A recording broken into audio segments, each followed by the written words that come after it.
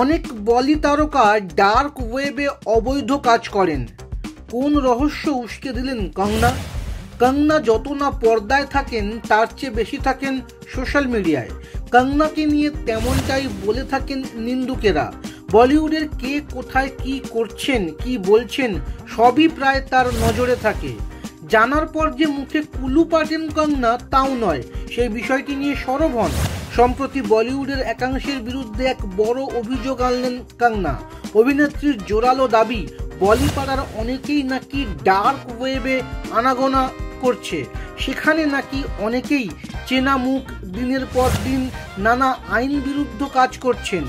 Telecom regulatory authority of India সম্প্রতি একটি নতুন নিয়ম চালু করেছেন। নতুন নিয়ম অনুযায়ী এবার থেকে কে ফোন করছেন তার নাম পরিচয় ফুটে উঠবে মোবাইলে।